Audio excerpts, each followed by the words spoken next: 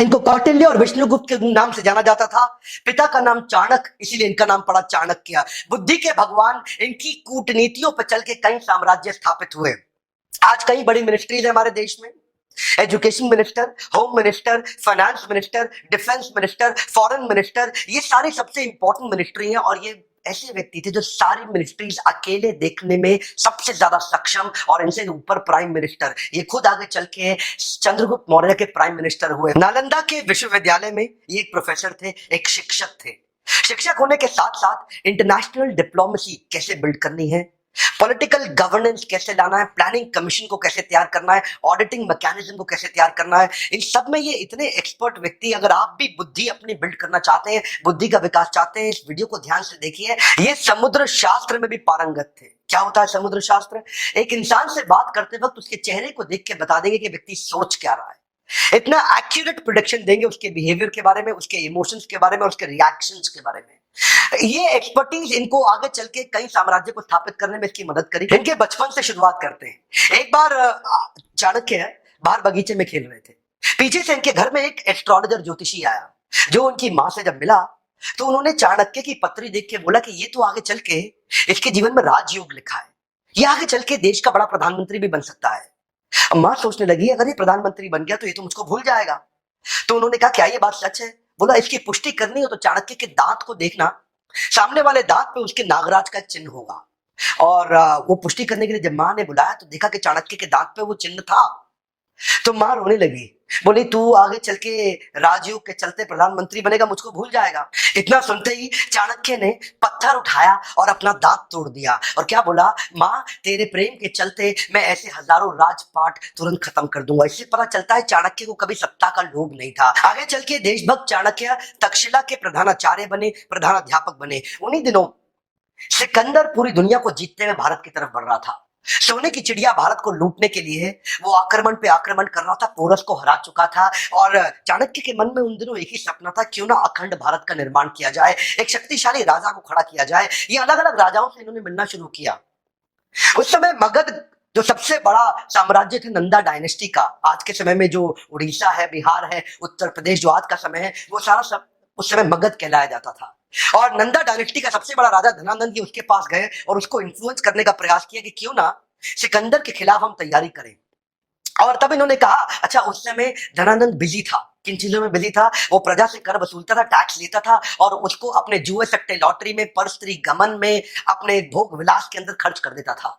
इन्होंने इसको समझाया कि राजा का कर्तव्य है कि समाज से पैसा ले, जो आप टैक्स लेते हैं उसको समाज सेवा में लगा दें। और धनानंद को गुस्सा आया, बोला ए पंडित, तुम अपनी पंडिताई करो, मुझको राजपाट ना सिखाओ, सिकंदर यहां तक नहीं पहुंच पाएगा। जब चाणक्य ने इनको दोबारा समझाने का प्रयास किया, इन्होंने धक्का मार के उसको गिरा दिया नीचे। और जब चाणक्य नीचे गिरे तो उनकी शिखा खुल गई और बोले तेरी यही शिखा काट देंगे। उस बात पे चाणक्य को बहुत बुरा लगा। उस दिन उन्होंने एक संकल्प ले लिया कि मैं ये शिखा तब तक नहीं बांधूंगा। This is called converting anger into a resolution। उन्होंने अपने क्रोध को संकल्प में परिवर्तित किया। बोला उस दिन तक शिखा नहीं बांधूंगा जब तक तेरे साम्राज्य को उखाड़ के एक अखंड भारत का राजा ना लाकर खड़ा कर दूं।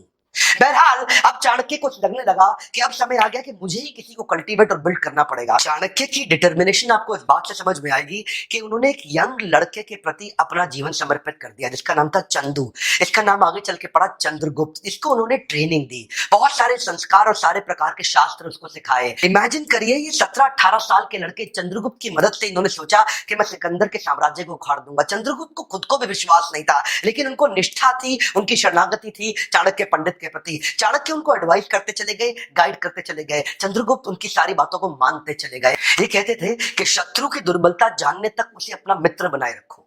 चंद्रगुप्त हैरान, बोले सिकंदर को मित्र कैसे बनाएंगे? चाणक्य ने तभी चंद्रगुप्त को समझाया कि तुम इनकी सेना में शामिल हो जाओ।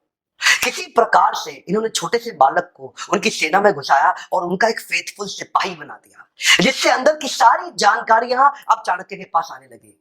चाणक्य को इतना समझ में आ चुका था कि बहुत दूर से ट्रैवल करती हुई लाखों की सेना सिकंदर की शरीर से अब थक चुकी है। बोला अब इनको मन से थका देंगे। इन्होंने अंदर भ्रांतियां फैलानी शुरू कर दी सिकंदर की सेना के बीच में। देखिए सिंध नदी अभी तक पार नहीं कर पाया था, भारत में अभी तक घुस नहीं पाया था पूरी तरीके से, और वहां भ्रांतियां फैला दी कि हमारे जो देश भारत के जो देवी देवता है वो तुमसे नाराज हो चुके हैं। इन्होंने अजीबोगरीब काम कराए, कभी कभी अलग अलग दिनों में खाने में जहर मिला देते थे, द्विकंटक नीति के साथ छोटे छोटे अटैक करा देते थे, उनके देश के झंडे को जो पहाड़ पर लगा हुआ है उसको जला देते थे, अलग अलग प्रकार की विस्मक भ्रांतियां फैला देते थे, लोगों के अंदर कंफ्यूजन आपस में उनको लड़वा देते थे। 15, 16, 17, 18 साल के 10-15 लड़कों की मदद से इन्होंने उस सेना को खोखला बनाना शुरू किया, उनका मनोबल तोड़ना शुरू किया। सिकंदर ज्यादा लंबे समय तक रुक नहीं पाया। क्या कहते हैं, जो जीता वही सिकंदर? गलत है सर, जो जीता वही सिकंदर नहीं, जो जीता वही चंद्रगुप्त मौर्य। हाँ, ये किसी को नहीं पता, सिकंदर भारत में कभी घुस नहीं पाया। चंद्रगुप्त मौर्य केवल गाइडेंस लेते रहे आचार्य से, और आचार्य चाणक्य पंडित की गाइडेंस में पूरी सेना को उखाड़ के बाहर कर दिया। इससे क्या हुआ, अब इनमें कॉन्फिडेंस बहुत आ गया।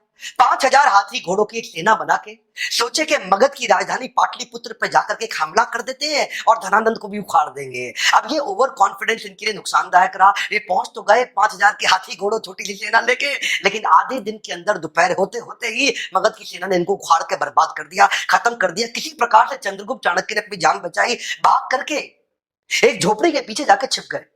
अंदर माँ कुछ खाना बना रही थी बच्चे को लेके, और बच्चा वो जो गरम गरम खिचड़ी थी खौलती हुई, उसमें हाथ डाल के जैसे ही खाना खाने लगा उसका हाथ जल गया। और तभी मां चिल्लाई, अरे पागल हो गया है तू, तो चाणक्य की तरह मूर्ख है, खिचड़ी के अंदर गरम गरम हाथ डालेगा तो जल ही जाएगा। परिधि से कोने कोने से खिचड़ी को खाओ, ठंडा करके आराम आराम से, कोने कोने से खाओगे हाथ नहीं जलेगा, बीच में हाथ डालोगे हाथ जल जाएगा। चाणक्य ने जाके बीच में मगध के झगड़ा कर लिया, उसको बाहर बाहर से तैयारी करनी चाहिए थी। ये बात सुनते ही चाणक्य की आंखें खुल गई, उनको अपनी गलती का एहसास हुआ। उन्होंने जाकर के औरत के पांव छुए और बोले, माई तुमने मुझको एक नई बड़ी शिक्षा दी। चाणक्य में सबसे अच्छी बात क्या थी, वो कई बार तकलीफों में आए क्योंकि बड़ी रिसोर्सेज सेना नहीं थी। धनानंद उस समय सबसे बड़ा साम्राज्य था उनका, नंदा डायनेस्टी का, लेकिन इन्होंने जाकर के 7 स्ट्रैटेजीज बनाई। पहली जो उन्होंने मां से वही सीखी कि परिधि पे हमला करो। परिधि मतलब बाहर का सर्कमफ्रेंस, जो बाहरी घेरा होता है। तो धनानंद के बाहरी घेरे में जिन जिन राज्यों पे उसकी कमजोर पकड़ थी, जहां जहां उसकी कम, वहीं से इन्होंने हमले करने शुरू किए, छोटे छोटे हमले करने शुरू किए, जिसके लिए इन्होंने दूसरी स्ट्रैटेजी अपनाई, विष कन्याओं की टीम तैयार करी। ये विष कन्याओं की सेना क्या होती है, बड़ी सुंदर सुंदर खूबसूरत लड़कियों की एक सेना तैयार करी, जिनको थोड़ी थोड़ी मात्रा में विष दे दे के उनको विष कन्या के रूप में तैयार कर दिया। ये पहली बार हुआ, इससे पहले कभी नहीं हुआ। दुनिया भर में बहुत सारे काम चाणक्य ने पहली बार किए, और ये विष कन्याओं की सेना वहां के परिधि के राजाओं को चूम कर, अपने चुंबन से उनको विष देके समाप्त कर देती थी। इतना ही नहीं, इसके बाद इन्होंने तीसरी स्ट्रैटेजी क्या अपनाई, जासूसों की सेना बनाई। इतने जासूसों को ट्रेनिंग दी कि जासूसों को कैसे बढ़िया जासूसी करके सारी खबर अंदर की लाके देनी है। अब चाणक्य को समझ में आ गया, स्ट्रैटेजिकली चलेंगे।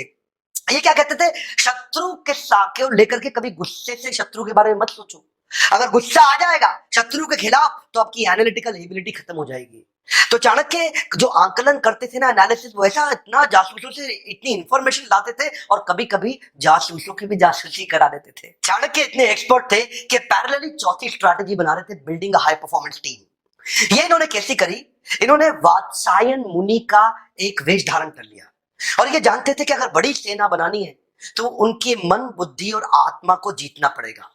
एक पॉपुलर अपने आप को वात्सायन मुनि के भेष में जाकर के लोगों को जगह जगह कथा प्रवचन करते थे, और उनको धीरे धीरे इंस्पायर करते थे कि तुम चंद्रगुप्त की सेना को ज्वाइन कर लो। ये जानते थे कि प्रेम से बात करूंगा और आध्यात्मिक बात करूंगा, लोग प्रभावित हो जाएंगे, प्रभुभावित हो जाएंगे, और मेरी स्टोरी और मेरी कहानी पे विश्वास करेंगे, और चंद्रगुप्त की सेना को ज्वाइन करते चले जाएंगे। उनकी आत्मा, मन, बुद्धि को जीतने के बाद अपनी वाणी की शक्ति से उनको प्रभावित करके एक एक करके धीरे धीरे 8 लाख लोगों की सेना तैयार कर दी। ये सेना ऑलरेडी 4 गुना बड़ी हो चुकी थी अब धनानंद से।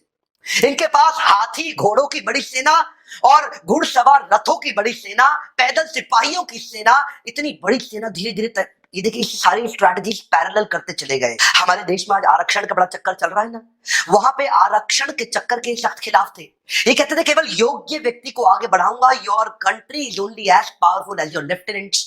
तो अपने लेफ्टिनेंट को चूज करते थे, जो आदमी योग्य है उसी को आगे बढ़ाते थे। उनके ट्रेनिंग कैंप्स पे क्या कहते थे कि राजा को अपने आसपास के लोग बुद्धिमान और योग्य रखने चाहिए, चापलूस लोग नहीं चाहिए जो केवल आपकी तारीफ करते रहे। चाणक्य श्लोक बोलते थे, दुर्जनेषु च सर्पेषु वरम सर्पो न दुर्जना, सर्पो दंशति कालेना दुर्जनस्तु पदे पदे। चाणक्य कहते थे दुर्जन मतलब दुष्ट व्यक्ति, और सर्पेशु मतलब सांप, इन दोनों में से सांप अच्छा है। वरम सर्पो न दुर्जना, दुर्जन को छोड़ दो, सांप के साथ रह लो। सर्पो दंशति कालेना, दुर्जनस्तु पदे पदे, सांप तो एक ही बार काटेगा, एक ही बार डसेगा, लेकिन दुर्जनस्तु पदे पदे, दुर्जन व्यक्ति हर कदम पे आपको डसेगा, हर बार डसेगा। इसीलिए क्या कहते थे कि मैं टीम ऐसी तैयार करूंगा जो केपेबल लोगों की हो और दुर्जन ना हो। तो ये एक हाई परफॉर्मेंस टीम तैयार करते गए और साथ साथ ये छापामार युद्ध के छोटे छोटे प्रयास करते गए। ये इनकी अगली स्ट्रैटेजी समझिएगा। एक तो देखिए होता है कि टेस्ट एंड लॉन्च और एक होता है launch and test. Test and launch क्या होता है? पहले छोटे छोटे टेस्ट करो, पायलट एक्सपेरिमेंटेशन करो, छोटा टेस्ट करो और उसके बाद उसको वैलिडेट करो। और दूसरा क्या है? पहले लॉन्च कर दो और बाद में देखना टेस्ट करके रिजल्ट आया कि नहीं आया। जो पिछली गलती करी थी 5000 घोड़े सैनिक के साथ, वो क्या था? पहले लॉन्च कर दिया, बाद में टेस्ट से पता चला कि ये फेल हो गए। अब क्या करते थे? अब कहते थे अभ्यास करेंगे। बोले प्लानिंग और प्रैक्टिस में फर्क है। प्लान तो आपका ठीक हो गया, लेकिन छोटी छोटी प्रैक्टिस करेंगे। तो छापामार युद्ध परिधि में लगातार करते रहते थे। उससे इनकी प्रैक्टिस बढ़ती चली गई, इतनी प्रैक्टिस बढ़ गई कि उसके बाद वो टेस्ट एंड लॉन्च इतने सारे टेस्ट कर दिए कि ताकि बड़ा हमला करने पे दिक्कत ना आए। और अगली स्ट्रैटेजी में इंटरनेशनल अलायंसेस बिल्ड करके अपनी ताकत और अपनी सेना को बढ़ा करते गए। कश्मीरी राजा प्रवर्तक को उन्होंने अपने साथ में लिया और बाहर बाहर से कई यूनानी राजाओं को भी अपने साथ लिया, जो ये पिछली बार पहले जीत चुके थे ना सिकंदर को, तो वहां से कुछ यूनानी राजाओं के साथ भी उन्होंने सपोर्ट लिया। पोरस का भी सपोर्ट अपने साथ में लिया और कई समुद्री लुटेरों को भी अपने साथ में अपनी सेना में बनाया। इतनी बड़ी सेना बना करके ये 7 स्ट्रैटेजीज मिला के इकट्ठे चलते चले गए। एक एक करके अंदर घुस के पूरी धनानंद की नंदा डायनेस्टी को उखाड़ के खत्म कर दिया। धनानंद कभी सपने में नहीं सोच पाया, वो तो शराब के नशे में रहता था, प्रजा के टैक्स को अपने मजे के लिए खर्च कर देता था। लेकिन चाणक्य जानता था अखंड भारत का सपना मुझे ऐसे ही पूरा करना होगा। ये 7 पैरेलल स्ट्रैटेजीज पे आप वीडियो को वापस घुमा घुमा के ध्यानपूर्वक देखिए।